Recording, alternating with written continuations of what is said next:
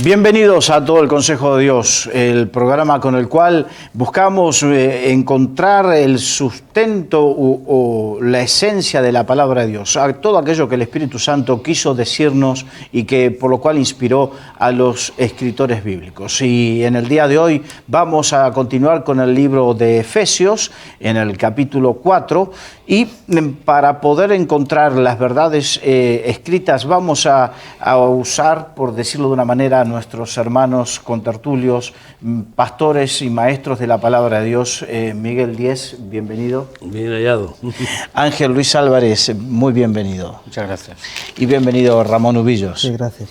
Ángel Luis, te pediría por favor si puedes leer el capítulo 4, el versículo 17 al 32.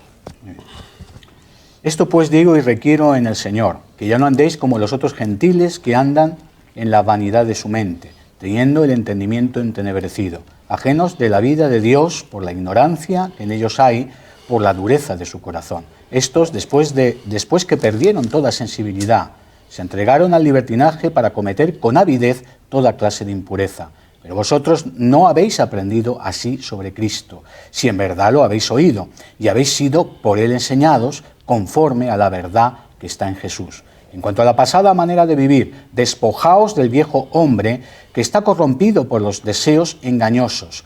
Renovaos en el espíritu de vuestra mente y vestíos del nuevo hombre, creado según Dios en la justicia y santidad de la verdad. Por eso, desechando la mentira, hablad verdad cada uno con su prójimo, porque somos miembros los unos de los otros. Airaos, pero no pequéis. No se ponga el sol sobre vuestro enojo, ni deis lugar al diablo. El que robaba no robe más, sino trabaje haciendo con sus manos lo que es bueno, para que tenga que compartir con el que padece necesidad. Ninguna palabra corrompida salga de vuestra boca, sino la que sea buena para la necesaria edificación, a fin de dar gracia a los oyentes. Y no entristezcáis al Espíritu Santo de Dios, con el cual fuisteis sellados para el día de la redención. Quítese de vosotros toda amargura, enojo, ira, gritería, maledicencia y toda malicia. Antes, sed bondadosos unos con otros, misericordiosos, perdonándoos unos a otros, como Dios también os perdonó a vosotros en Cristo. En el programa anterior estábamos hablando, digamos, de una estructura dada por Dios para la iglesia, para el funcionamiento de la iglesia. Pero en este texto bíblico vemos que ahí, a partir de aquí, el apóstol Pablo da un giro y comienza a hablar específicamente de cómo debe ser un cristiano, o qué es lo que debe y qué es lo que no debe vivir un cristiano. Efectivamente, bueno, claro, en la Biblia y en las epístolas no hay capítulos ni porciones como nosotros solemos hacer. Nosotros solemos dividir la escritura, incluso las sociedades bíblicas ponen títulos que nos ayudan, y capítulos y versículos. Realmente esto está relacionado con lo anterior, es decir, en la medida que la Iglesia crece, en la medida que la Iglesia se fundamenta en el amor del Señor, entonces va viviendo conforme a la perfecta voluntad de Dios, que es crecer en el hombre espiritual. Pero si eso no ocurre, entonces lo que pasa es que la carnalidad es lo que impera. Aquí Pablo está diciendo, esto pues digo y requiero en el Señor que ya no andéis como los otros gentiles que andan en la vanidad de su mente, teniendo el entendimiento entenebrecido. Es decir, tenemos dos opciones. Evidentemente, Pablo es claro, o el hombre interior, que es el hombre espiritual, el hombre nacido de nuevo crece, o si no crece, lo que impera, y aquí lo va a decir claramente la palabra, es el viejo hombre. El viejo hombre es nuestra vieja naturaleza que quiere volver al pecado, que quiere volver a las ataduras antiguas. Y Pablo advierte, no seamos como éramos antes, no seamos como los que nos rodean, que no quieren aceptar a Cristo y que por tanto tienen un corazón engañoso, como dice aquí, entendimiento entenebrecido, etcétera, etcétera, por la dureza de su corazón, sino realmente sigamos en el proceso de crecimiento, de parecernos a Cristo en definitiva y vivir en la espiritualidad. Y lo contrario a eso, pues sería lo que aquí menciona en cuanto a la carnalidad y todo lo que implica el viejo hombre, ¿no? Ramón. Sí, nos habla de entendimiento y de ignorancia, que son dos aspectos que son contradictorios, ¿verdad? Cuando uno ignora, no sabe de lo que está tratando, ¿no? Y lo que nos lleva es a no ser ignorantes, sino conocedores de la vida de Dios. Jesús enseña en el Evangelio de Juan, ¿no?, que tenemos que estar agarrados a Él para que tengamos vida en nosotros, como pámpanos en la vid. Y el hecho de estar apegados al Señor va a hacer que nosotros seamos diferentes al resto de los seres humanos. No por privilegios que Dios nos dé, sino porque la presencia de Dios en medio nuestro nos va a hacer distintos a los demás. Y eso nos va a dar un privilegio de vida, porque vamos a tener en nosotros mismos frutos de gracia y no de desgracia, no de degeneración, sino de bendición. Parece ser que tenía que despertar el entendimiento de los miembros de la iglesia de Éfeso en esto. Y de, oye, que vosotros no sois como el resto, no tenéis que andar en los caminos que andan los demás y practicar las cosas que practican los otros. ¿Por qué? Tenéis un conocimiento diferente que os va a hacer andar en una realidad distinta en vuestra vida. Eso mismo debe ser hoy la iglesia. Si tenemos conocimiento de Dios, andaremos como conforme al conocimiento de Dios. Desgraciadamente, la sociedad actual genera un retroceso en la dignidad de las personas. De hecho, estamos viendo cómo de forma estadística la actitud o la integridad moral de las personas en este tiempo va denigrándose de una forma tremenda, ¿no? Y lo grave es que eso ocurre en la iglesia también. Y por eso despierta. Oye, la vida a la que Dios os quiere llevar es una vida de dignidad, de respeto, de satisfacción personal, de sentiros a gusto con vosotros mismos. Pero el mundo lleva a las personas a una degeneración que hace que su vida sea diferente, que no ocurra lo mismo con vosotros, porque tenéis el conocimiento de Dios. Y qué grave que teniendo el conocimiento tengamos que escuchar lo que escucharon las ciudades en las que Jesús ministró en Galilea, ¿no? Dice, hay de ti Corazín, hay Besaida, hay que quedaron convertidas en montones de piedra y que siguen siendo hoy montones de piedra porque no fueron capaces de recibir la grandeza de la bendición de Dios, ¿no? Y que a nosotros nos puede pasar igual. Yo creo que les estaba diciendo eso, cuidado, que antes erais ignorantes, pero ahora conociendo no sigáis siendo como los que no saben. Es curioso que habla de que como andábamos antes o como andan los gentiles en la vanidad de su mente. Para mí la situación hoy es parecida. Igual. En Éfeso pues había una élite, claramente la cultura más preponderante del mundo, cultura helénica, había dominado las mentes y había llevado a un nivel intelectual humanista pues de una vanidad intelectual alucinante, ¿no? Y hoy pues pasa lo mismo. Y entonces, ¿qué es lo que sucede a los que no tienen el conocimiento de Dios? Pues que están enaltecidos en su propio conocimiento, son sabios en su propia opinión y son sabios en la sabiduría animal, terrenal y diabólica. Y en realidad son ignorantes de la verdadera sabiduría que viene de lo alto, como dice la epístola de Santiago, ¿no? La sabiduría que viene de lo alto. Es la universidad del cielo, de la mente de Dios, que es el omnisciente, ¿no? Y entonces, que esa vanidad de la mente, que es propia pues, del humanismo cristiano hoy, por ejemplo, en la cual, en este humanismo cristiano, se está dando más importancia al conocimiento que envanece, que al amor que edifica o al conocimiento verdadero de Dios, de la persona de Dios. Y entonces pues ahí están asimilando las epístolas o los evangelios, la Biblia, a las pseudociencias, psicología, psiquiatría o a la evolución, etcétera, ¿no? Y eso es un volver al hombre viejo, orgulloso, que además lo dice bien claramente, que tiene la mente entenebrecida. ¿Por qué? El entendimiento entenebrecido, están en tinieblas, es que no entienden, por mucho que tengan premio Nobel terrenal, no entienden. ¿Por qué? Pues es muy sencillo, porque están ajenos a la vida de Dios por la ignorancia que hay de las cosas de Dios, porque no tienen interés en conocer a Dios, porque están centrados en alimentar su vanidad intelectual, de hacer crecer su propio cabezón, y por la dureza de su corazón. La dureza Yo del creo que esa es la raíz de todo Claro. lo demás. Sí, sí, sí. Por una cuestión literaria está puesto en sentido inverso. pero Claro, si efectivamente. tendríamos que ponerlo, la dureza del corazón sería... Es la raíz, sí. El clima llega ahí. Una vez que habla también de la ignorancia, luego llega la dureza del corazón. ¿Por qué?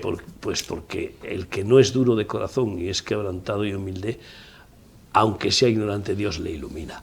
Pero al que es duro de corazón, a ese Dios no le ilumina. Y este es el problema. Entonces se permanece con la conciencia entenebrecida, con la mente completamente a oscuras, ¿no? Y no es iluminado. Dureza de corazón, ¿qué es? Soberbia, es orgullo, claro, sin ninguna duda. Y entonces pues se dice que eso les ha llevado a perder toda sensibilidad, para entregarse a la lascivia, la lujuria, la fornicación, la homosexualidad y toda clase de perversiones que incluso en la vanidad de su mente han legalizado y como que son legítimas y nobles. Hasta ese punto llega esa perversión de la mente de hacer bueno a lo malo y de hacer malo a lo bueno. Y que es lo que es la situación del cumplimiento de Oseas que estamos viviendo hoy, por culpa de, efectivamente, de la dureza del corazón y de la mente entenebrecida. Pero nosotros no estamos así. Nosotros no hemos aprendido así a Cristo, sino que nosotros le hemos oído, le hemos conocido, hemos sido enseñados ¿por quién? Porque luego dice, si por Él habéis sido enseñados. Porque vamos a ver, cuando nosotros como siervos de Dios enseñamos la palabra, ¿somos conscientes de que es Cristo en nosotros el que está enseñándoles? Yo creo que sí.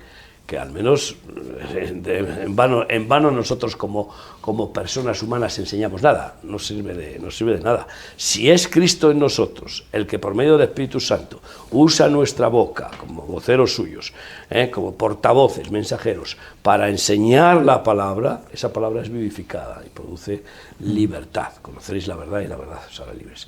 Así que, si es que y habéis sido por Él enseñados, si en verdad le habéis oído, y habéis sido por Él enseñados, porque yo conozco muchos que se dicen cristianos que no han sido enseñados por Cristo. Han sido enseñados por prejuicios y normas viejas religiosas que además son contrarias a la verdadera doctrina de la libertad y el amor del Espíritu Santo. Y entonces aquí es cuando ya dice rotundamente que esa manera de vivir vieja, como tú bien has dicho, pues que nos despojemos de ese viejo hombre y que está viciado, está corrompido, que debe de estar muerto y enterrado bajo las aguas en el bautismo y que vivamos cada día renovándonos y renovados en el espíritu y vuestra mente y vestidos del nuevo hombre. Y vestidos del nuevo hombre, que es vestiduras blancas, vestidos de, yo siempre digo vestidos de la piel del Cordero de Cristo, revestidos de Cristo, con vestiduras de santidad, que además lo menciona después, ¿no? En lo que es desechando la mentira y lo que es viviendo la justicia y santidad de la verdad. Esto es el cambio total de la nueva naturaleza que tristemente muchos no han experimentado esa metamorfosis gloriosa del nuevo nacimiento. Cuando Pablo llegó a Jerusalén, él da testimonio de que no se juntó con los que tenían cierta reputación, ¿no? Con los de prestigio. Digo porque hay muchas personas que se sienten acomplejadas en su conocimiento, ¿no? Y sin embargo Jesús se levanta un día y dice: te alabo, Padre, porque escondiste estas cosas a los sabios entendidos y las has revelado a los niños. Y las grandes verdades son sencillas de entender con un corazón de niño, ¿no? Digo esto porque hay personas que tienen ese complejo y aceptan cualquier cosa que venga revestida con un halo de doctorado, de cierto prestigio humano, ¿no? Y entonces se creen como verdad cualquier cosa que les venga a decir un investigador, un científico. Y es que hace poco me pasó en un discipulado, ¿no? De alguien que estaba diciendo: pero es que a mí me han enseñado que esto es así, así, así. ¿Y qué dice la palabra de Dios? La palabra de Dios dice esto otro. Entonces, ¿a quién crees? ¿A quién te da más crédito? Ese hombre que no lo conoces, que posiblemente sea alguien que tiene unos principios morales por el suelo, Yo he estado trabajando en un centro de investigaciones y allí nosotros no nos creíamos nada que no pudiéramos nosotros, dentro del mundo científico, que no pudiéramos nosotros comprobarlo, porque ese es el espíritu científico, ¿no? Sin embargo, viene cualquiera contando cualquier cosa y la gente se lo cree. Y creo que es importante que podamos decir, no, yo tengo un maestro, que es el maestro verdadero, que es Cristo, ¿no? De hecho, la palabra dice que no nos hagamos maestros muchos de nosotros, porque cada maestrillo tiene su librillo. Y cuando a mayor condenación, dice. Claro, porque trae mayor condenación. Entonces, tengamos un maestro. Y cuando hay... claro, dicen, ya, pero fíjate, Copérnico al final tuvieron que dar la razón, pero la Iglesia le obligó a apostatar de lo que él creía que era correcto, ¿no? Y dices, bueno, y al final resultó que tenía razón. Y ya, pero ¿quién era el que le obligaba? Personas que estaban imbuidas en tradiciones y en supersticiones, no en la palabra de Dios. Entonces, es lo que hay que buscar, ¿verdad? Ir al conocimiento de la verdad, realmente, a buscar que Dios, aparte de los maestros y los buenos maestros que puede haber en la Iglesia, Señor, háblame tú personalmente y confírmame lo que me están diciendo las personas que hay alrededor. Ese mismo espíritu científico, ¿no? Señor, dame la confirmación tú, para que yo tenga seguridad, como decía el apóstol Pablo, yo estoy seguro de lo que creo. Qué bueno que pueda haber esa seguridad que hay en ese hombre nuevo, ¿verdad? Que es conforme a Dios y no conforme a los hombres. Porque es una experiencia comprobada, sí. constatada. El nuevo nacimiento es tal experiencia pragmática que produce un milagro tan profundo que algunas madres dicen, este no es mi hijo, me lo han cambiado.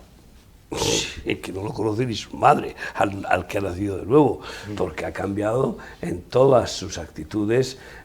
No es perfecto, pero vamos, ha pasado de ser un lobo a un cordero, como solemos ver, ¿no?, en muchos drogadictos. Y entonces, pues es pragmático, ahí está el cambio. Ha sido regenerado, es una nueva criatura, se le ha dado la vuelta al guante, ¿no? Y en cambio algunos no han experimentado eso, y no lo han experimentado, y por tanto siguen la vanidad de su mente y mezclan encima, como se han hecho, como se han afiliado a religiones, incluso evangélicas, pues se han hecho simpatizantes, se han hecho miembros, participantes, pues por conocimiento, han sumado conocimientos, y han sumado el conocimiento del mundo, al cual renuncian lo que quieren, y a eso le añaden el conocimiento del logos de la palabra de Dios, y no tienen el rema, la vida, la experiencia, y por tanto después vuelven una y otra vez a andar en la vanidad de su mente, ¿no? Y no dan el testimonio de hombres nuevos. Bueno, vanidad de su mente, renovarse en el espíritu de la mente. Me gustaría incidir en eso porque la Biblia dice, el libro de Proverbios, que así como son los pensamientos del hombre, así tal es él. Entonces, con razón el apóstol Pablo incide en renovar la forma de pensar. ¿Cómo o qué nos enseña la palabra de Dios específicamente cuando dice renovar en el espíritu de vuestra mente?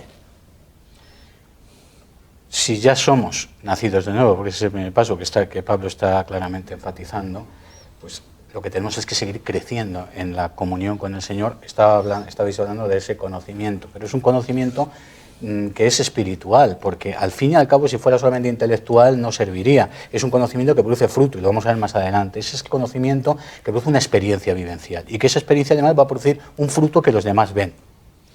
Decías antes, y es la pura verdad, todos los que hemos nacido de nuevo sabemos que hemos nacido de nuevo porque hemos tenido una experiencia, un impacto profundo en nuestra vida.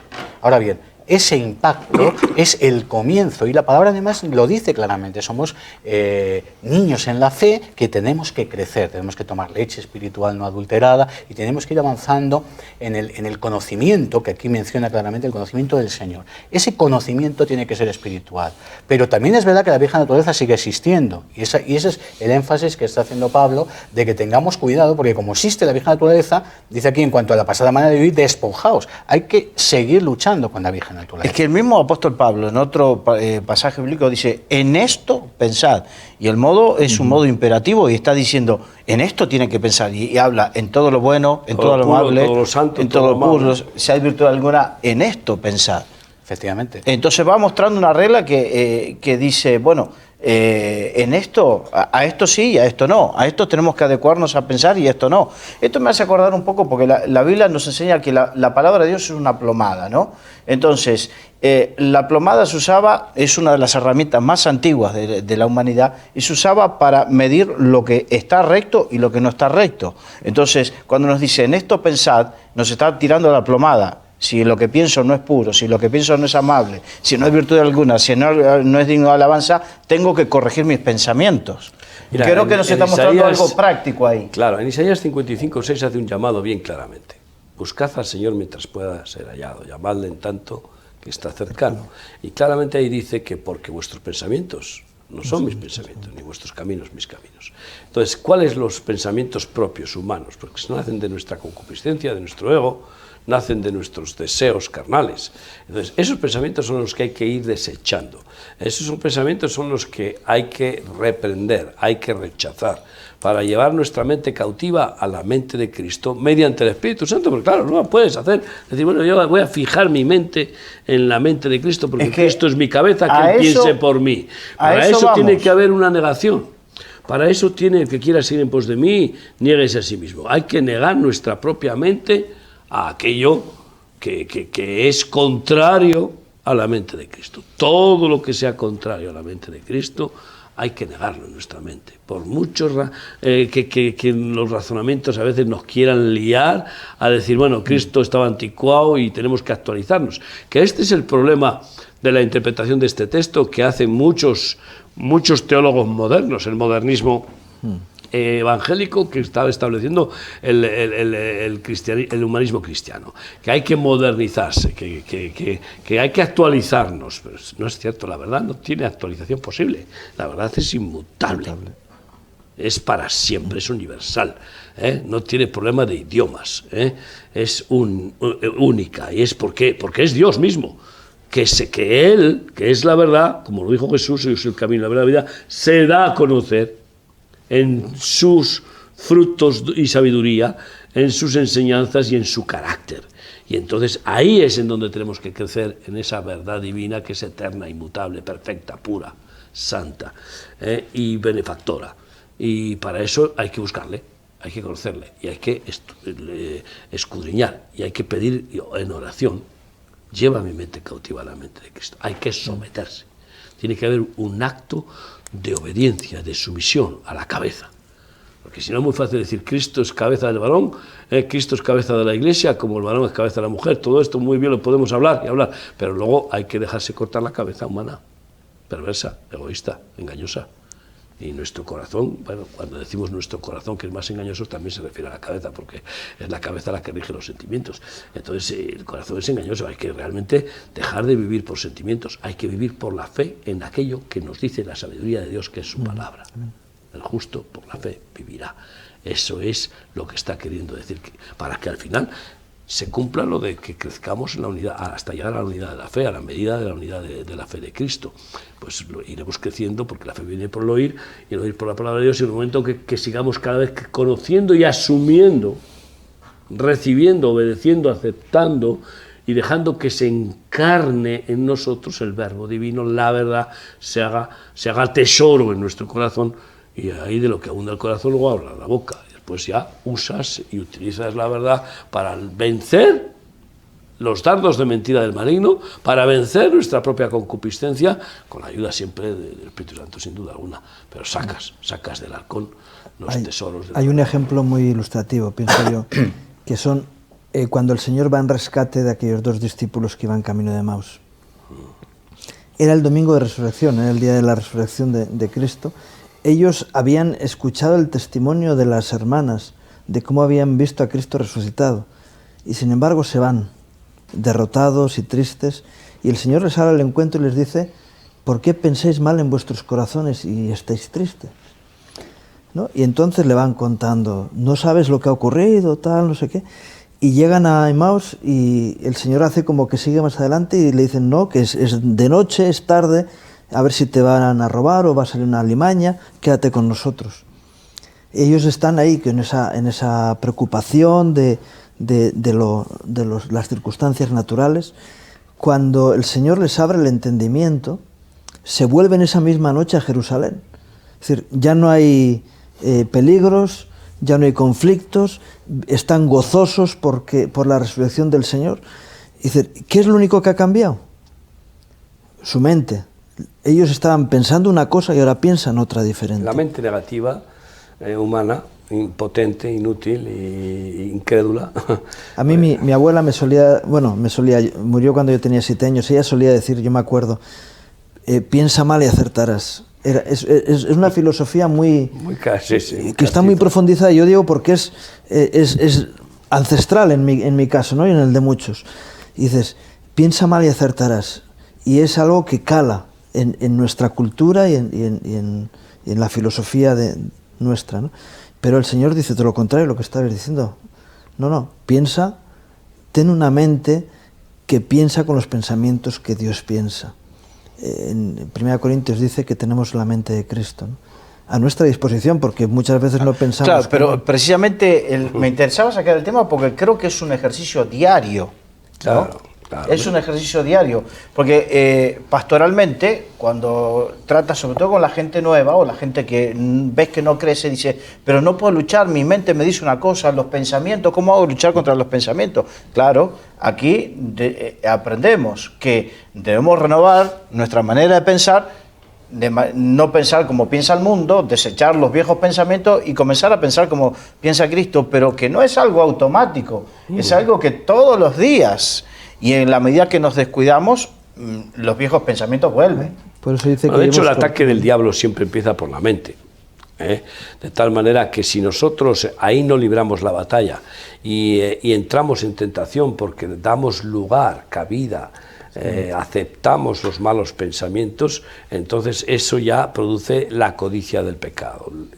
El deseo ya ha fecundado en nuestro corazón y después ya hemos entrado en la tentación, es fácil caer. Entonces, es que además en la cabeza, porque ahí puede haber herida de muerte, ¿no? Es que en la cabeza está la batalla fundamental de la fe, y el que pierde la fe pierde todo. ¿Y por qué pierde mucho la fe? Por la intelectualidad. Así de claro, por acabar haciendo caso a esos pensamientos que dicen, uno de los ataques que va a haber a la mente de los cristianos de este tiempo es contra la divinidad de Cristo. Es que no puede ser, ¿cómo va a ser hombre y Dios? ¿Cómo tal? Y por ahí va a venir, porque esa forma parte de la apostasía del final, no solamente de los judaizantes que acaban negando la divinidad de Cristo, sino del humanismo, que va a decir, no, era un profeta como Moisés, era el hijo de Dios, pero no Dios, hecho carne, eso qué bárbaro, que no, la mente no lo acaba de entender. Pero claro, es que si nuestra mente está regenerada por el Espíritu Santo, es que encima lo entendemos. Lo entendemos porque es la decisión soberana de Dios de hacerse hombre. Él, por amor, toma esa decisión soberana. Y si le limitamos, decimos que es que no puede hacer eso, pero ¿quién eres para decir lo que puede y lo que no puede el omnipotente? Todo esto. Pero fíjate tú, esa es la batalla más terrible del final de los tiempos contra la Iglesia, que podrá aceptar las verdades que son pues sabias y que son buenas, agradables a escuchar, pero no el meollo de la cuestión. Aguará el Evangelio por eso.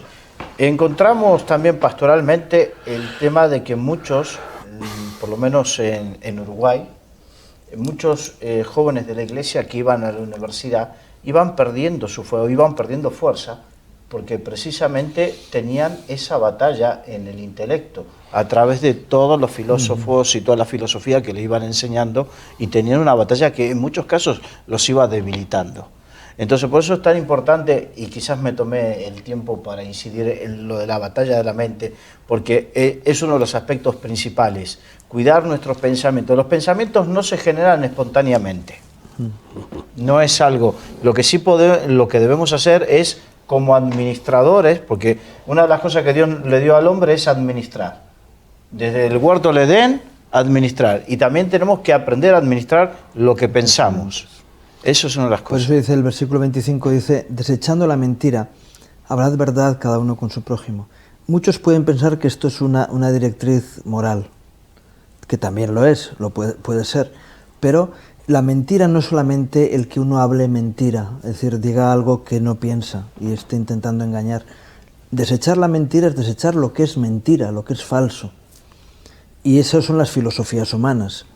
Entonces, desechar la mentira es poder tener discernimiento de qué es verdad y qué es mentira. Para eso el Señor nos dejó al Espíritu Santo. Os conviene que yo me vaya, porque os enviaré al Consolador y Él os llevará al conocimiento de la verdad y la verdad os hará libres. Entonces entenderemos que eso es mentira y qué bueno que podamos discernir lo que nos están enseñando que es falso, que es mentira, que son filosofías humanas, que son principios diabólicos, que están, como decía Santiago, que hay sabiduría que es animal, terrenal y diabólica, y podamos desechar esa mentira. Es decir, esto es basura. Es más, yo recuerdo un día, estaba escuchando a un telepredicador y me tuve que levantar y apagar el televisor. No tenía mando a distancia y tuve que ir a apagar el televisor porque ya no aguanto más porque esto es falsedad absoluta. Y cuando alguien es capaz de tener ese discernimiento, de decir, no, esto es falso, es mentira y lo desecho. Es decir, lo tiro a la basura porque no interesa, no conviene. Es una doctrina que está basada en mentira. Y qué bueno que podamos desechar la mentira. Nos dice la palabra también que desechemos lo malo y retengamos lo bueno. Y que analicemos sobre todo las profecías que nos vienen y podamos desechar lo que es malo, lo que es mentira, lo que es falso. Y nos quedemos entresacando lo precioso de lo vil, ¿no?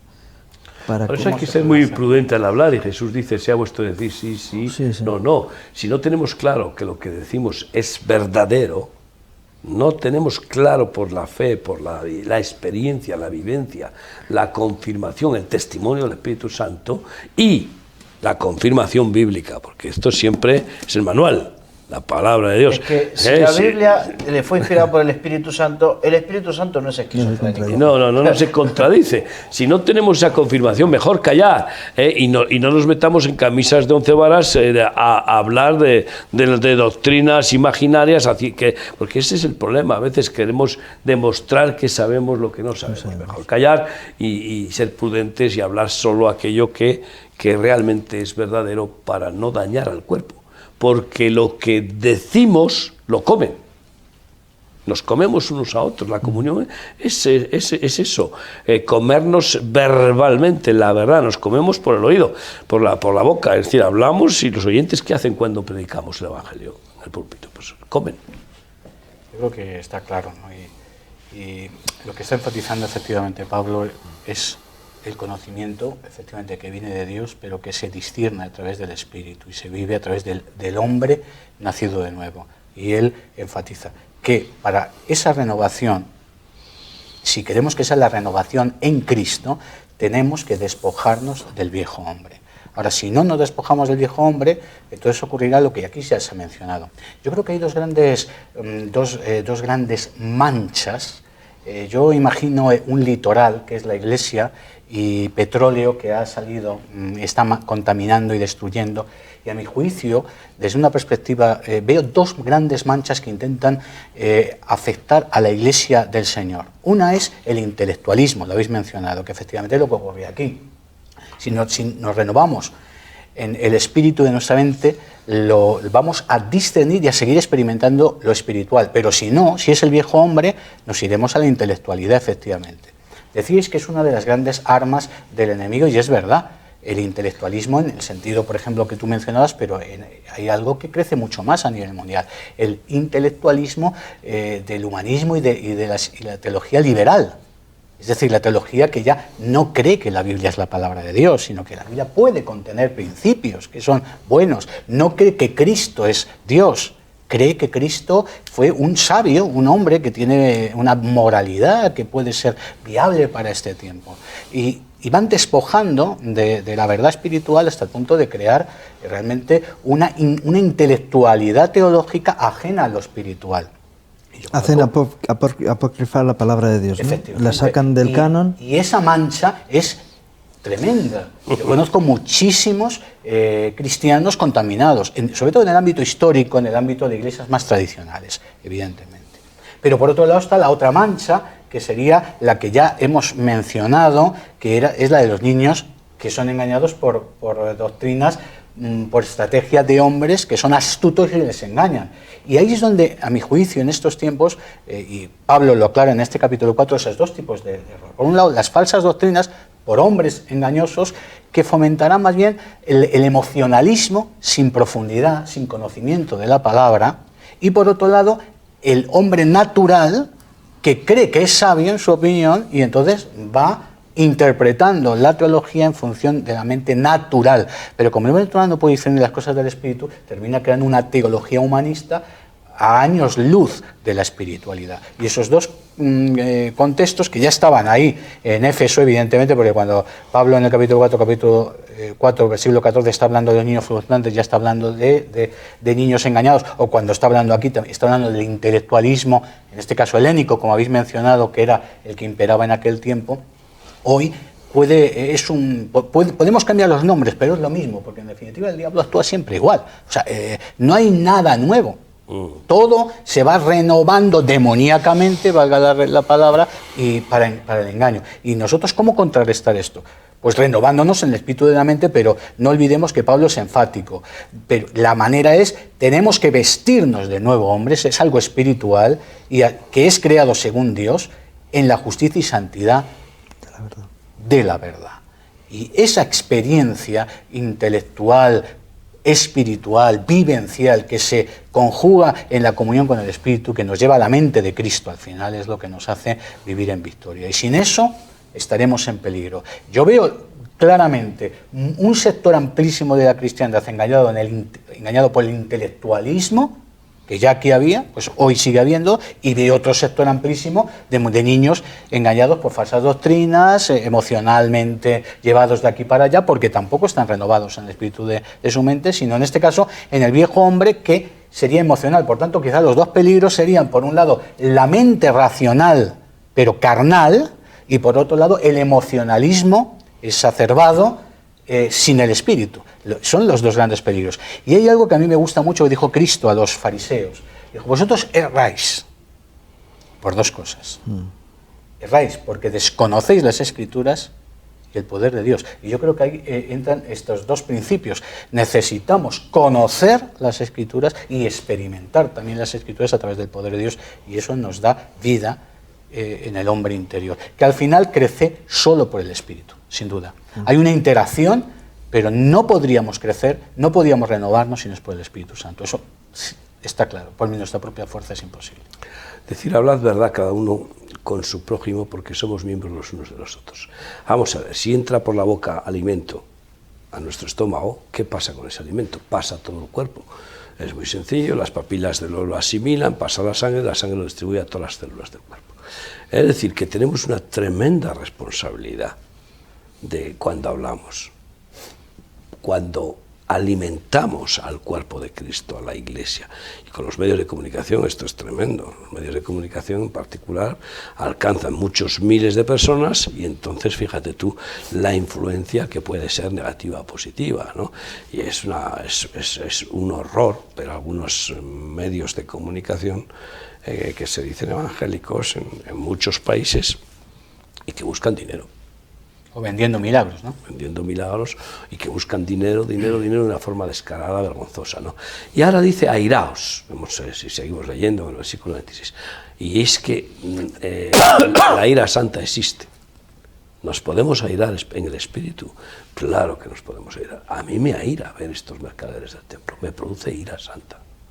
Y esa es la misma ira que tuvo Jesús cuando agarró, hizo con unas cuerdas unos látigos y los echó a latigazos y volcó las mesas de los cambistas, aquellos mercaderes que habían montado todo un negocio vergonzoso, cambiando de forma usurera la moneda para que pues trajeran los cheques, los dracmas, las minas o lo que fuera, y usaran moneda del templo, que estaba prohibido. El templo no tenía por qué tener su propia moneda, pero hacían su propia moneda en el templo para que tuvieran que cambiar ¿Y a qué precio? Al que ellos ponían los cambistas, para que después con esa moneda del templo compraran los palominos o los corderos o las ofrendas de flor de harina o lo que fuera, ¿no? Que venían a hacer, ¿no? Y entonces tú fíjate qué montaje, qué monopolio eclesiástico, y esto no ha cambiado, esto sobreabunda. Y por eso después, claro, dice, airaos, pero no pequéis, es decir, que sea una ira santa, que sea un enojo santo, contra el pecado, no contra los pecadores en el sentido, y es legítima y necesaria.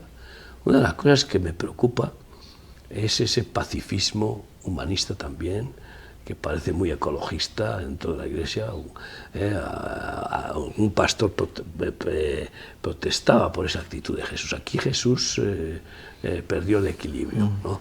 Cuando se aira de esa manera. Pues si perdió el equilibrio no nos sirve como cordero pascual.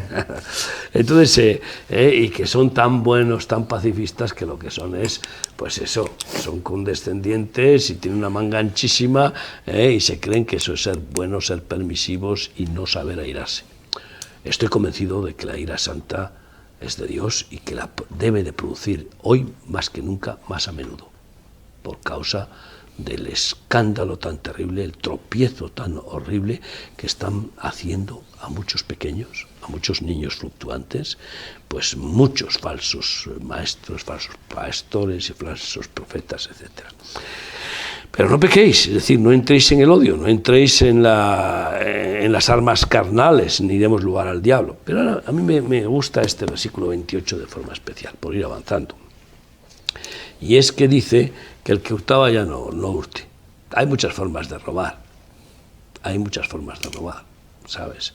Precisamente muchos pastores predican lo de Malaquías, me habéis robado con los diezmos, y luego ellos nunca diezman de lo que reciben.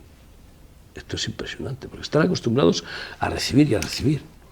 Conozco a algún pastor que ahora mismo, pues que no está yendo a ninguna iglesia, está trabajando secularmente y sigue mostrándose como pastor y no diezma, ni siquiera eso, ¿no? Entonces, pero digo, robar es un término que no es tan descaradamente de meter la mano en la caja de otro. No, se puede robar tiempo. Se puede robar tiempo. Un cristiano que le pagan 8 horas y trabaja 4 está robando. Esto necesita... Eso es muy importante. Descaradamente está robando al patrón, ¿no? Y así sucesivamente. Entonces, una persona que atenta contra la dignidad de otro le está robando la dignidad. Eso es una especie de robo, ¿no? De honra, al maldecir. Pero me gusta que dice que ya no robe más, sino que trabaje, pero ¿para qué? Porque aquí entramos en otra teología muy actual. Trabaja para comprarte un buen coche, un chalet, que tus hijos vayan a la universidad, y trabaja para diezmar y ofrendar y para dar mucho a la iglesia. Pero no dice eso. No dice eso, y está bien diezmar y ofrendar, pero no dice eso. Dice trabaje, haciendo con sus manos lo que es bueno, para empezar. Es decir, que trabaje legítimamente, que nunca caiga en la justificación en los malos métodos. El fin no justifica los medios. Nunca caiga en artimañas de trabajar pues con argucias para ganar el doble. Tú ya sabes cuál es hoy la mecánica de la rentabilidad del trabajo. Voy a hacer lo menos posible y a ganar lo máximo. Con el mínimo esfuerzo, ganar lo máximo. Tiene su parte positiva, porque es inteligente procurar aprovechar el máximo el tiempo y darle la mayor rentabilidad, pero eso es un peligro muy grande, porque puede caer uno en tretas. Pero luego dice, además de trabajar limpiamente, con toda dignidad, en lo que es bueno, para que tenga que compartir ¿con quién? Con el necesitado. Con el necesitado. No para pastor comprar una vez viene un pastor y me dice, mira, ¿has visto estos roles de oro? Dice, pues tengo 3, es que los miembros de mi iglesia quieren darme lo mejor. Y digo, ¿no te da vergüenza? Le dije, oh, madre mía, ya estuvo todo el rato escondiendo el reloj. Dije, ¿no te da vergüenza? Entonces digo, pero es que no se puede uno callar. Y dije, ¿no te da vergüenza tener 3 roles de oro en Guatemala? mientras los niños están en la basura pasando hambre. Trabaje para que tenga para dar al que tiene necesidad, no para enriquecerse. ¿Qué entreveo yo aquí, entre líneas? Que trabaje para no vivir de balde, no ser un gorrón, no ser un advenedizo, un parásito, un vago, y teniendo lo suficiente para una vida digna, pero sin exceso ninguno, con austeridad, porque tendrá que dar cuentas a Dios de todo, que todo es de Dios, y después tenga para dar al que tiene necesidad. Y cuanto más, pues más necesitado se ayuda.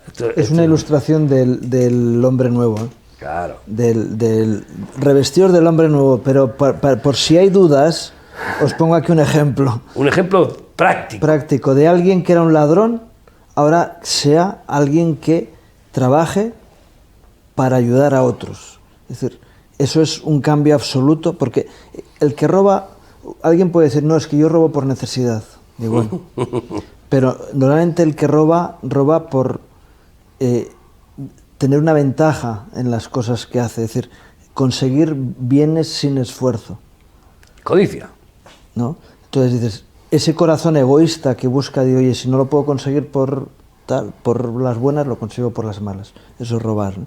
Entonces dices, no, el cambio del corazón te va a llevar no a robar, sino a de lo que tú tienes, dar a otros que tienen necesidad. Pero por otro lado es una bendición tremenda, porque entonces tú ya no tienes necesidad. Cuando tú das al necesitado es que no tienes necesidad propia. También hay quien dice, hombre, la verdadera caridad empieza por uno mismo. Dice, no. ¿Dónde lo pones en la Biblia? No seas misericordioso es como contigo esa frase que se repite, mira que la repiten y la repiten, amar a Dios sobre todas las cosas. ¿Dónde lo pones? Es que las cosas se tienen que amar. No se puede amar las cosas. Es que son barbaridades, falta de concepto, que forman parte de una mente que todavía no es clarividente, porque las cosas no se pueden amar. Pero es que algunos, cuando compran un auto nuevo y huele a plástico y tal, casi es que lo besan y ¡ay, qué bonito! ¡Ay, qué lindo! Es que esto es terrible. La Biblia dice que no se pueden servir a dos señores y precisamente está hablando de las riquezas como un Dios. Claro, equilibrar esto no siempre es fácil. Porque está claro que hay personas que pueden ser avaras. Dice que el propio Pablo dice en el corazón 5, de todo hombre es que el avaro que es idólatra, ¿no? Ningún fornicario del mundo o avaro que es idólatra. Entonces una cosa es la codicia, la avaricia.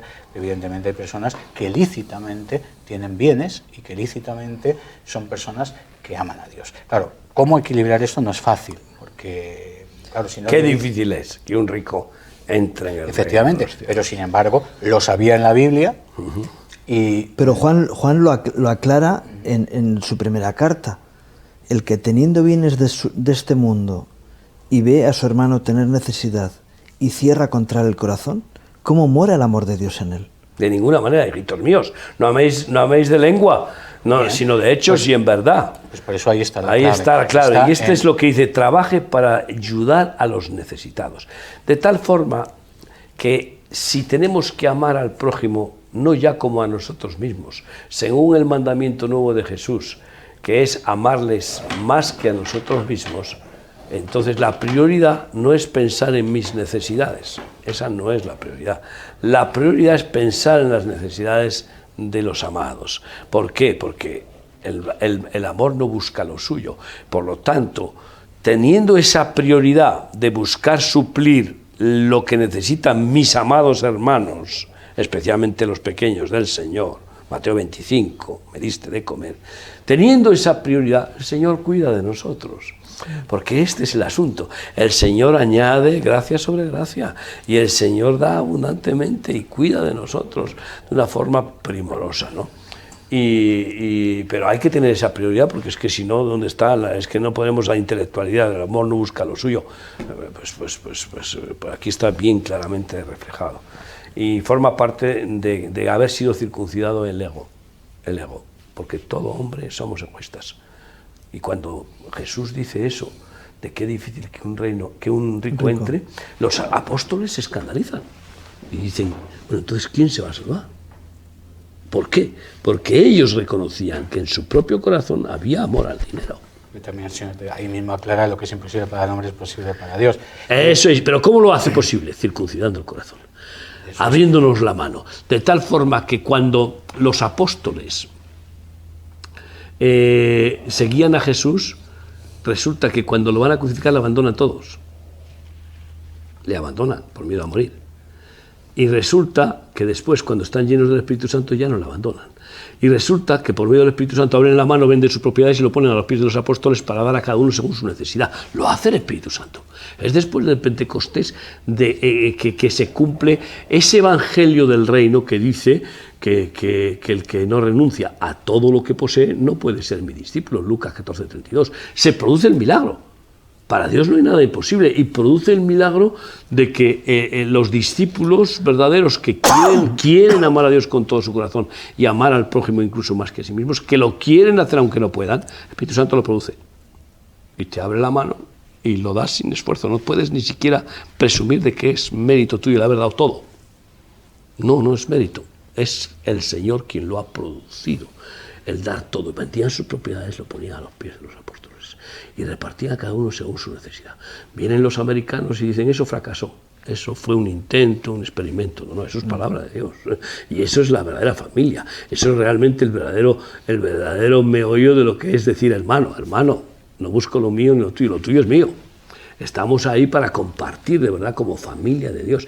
Y no es que fracasara, lo que pasa es que la dispersión de la persecución, porque hicieron enramada, produjo claramente pues, esa espantada para que se extendiera el Evangelio.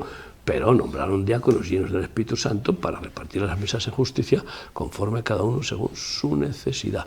Y durante siglos siguieron existiendo comunidades al estilo de los esenios anteriores, pero bueno, esos fueron anteriores, pero comunidades como Abraham, que vivía en comunidad, siendo rico, vivía en comunidad, formando un pueblo. Y Jesús vivía así con sus discípulos. Tenemos que entender que eso es un modelo bueno, pero no es el modelo único. El modelo del reino de Dios era ese. Porque y el modelo de la familia de arriba de Dios es ese. Lo que digo, ahí no hay dinero, ahí hay una convivencia plena y un reparto. Por lo tanto, es el modelo perfecto. Y eso ocurrirá. Es el modelo perfecto en la familia de Dios. En la eternidad ocurrirá eso. Y y aquí en el milenio ocurrirá. Bueno, pero ya estamos hablando de la escatología de un prisionero de Cristo. Sí. Digo porque si no, podríamos, al menos yo que no creo que ese sea el modelo, creo que es un modelo muy bueno, ojo. No digo que sea malo, yo creo además que los primeros 3 años en la Iglesia de Jerusalén efectivamente fue un modelo extraordinario. Creo que el principio sigue siendo válido. El principio es el dar, el compartir. El principio es que mi casa tiene que estar abierta. El principio es que lo que yo tengo debo compartirlo. Ese principio no cambia. El modelo de Jerusalén fue muy bueno y durante unos años fue vigente. Luego ya el propio Jacobo también está incluso exhortando. Él mismo, oye, que cuando entra un rico entre vosotros, ¿qué pasa? Que le deis el primer lugar, etcétera. Ahí mismo está él enseñando. No, que en la quejilá, en la congregación, vienen ricos que viven independientemente. Que ahí está, pero son de la congregación. Sí, claro. Ahí no dice que son fuera de la congregación, porque si no estaríamos excluyendo a aquellos que Dios ha bendecido. No, que va. Si no es que además volvemos a lo mismo, Luis. Si es que es un modelo que en cualquier caso es por gracia, porque todo lo que no es por gracia no funciona. Y de hecho, fíjate que nosotros en la vida comunitaria, nosotros tenemos lo que es esas dos vertientes, lo que llamamos un poco los civiles y los militares, ¿no? En cierta manera, ¿no? Los consagrados a tiempo completo, en la trinchera todos los días. Pero, sin embargo, en todas las congregaciones nuestras vienen multitud de personas que son hijos de Dios, que son hermanos en Cristo y que además algunos querrían venir en sus fuerzas a vivir una vida comunitaria, y les decimos que no. Porque ni están preparados, ni es el momento en el kairos de Dios, ni es la voluntad de Dios para ellos en ese momento. Por ejemplo, pues este director del Banco de España me lo llegó a plantear, dije, pero hombre, por favor, tú ocupas un lugar en la sociedad donde Dios te tiene de iluminar, para tener relaciones importantísimas, para ser sal en muchos lugares que después perderías. Por lo tanto, y encima tu mujer no está preparada de ninguna manera para que des ese cambio. Muy bien. Lamentablemente, otro día más, cuando está hermoso el debate, se nos acaba el tiempo. Miguel, muchas gracias. Muchas gracias, Ángel Luis. Muchas gracias, Ramón. Y nos volvemos a encontrar, Dios mediante, la semana que viene, continuando con el libro de Efesios.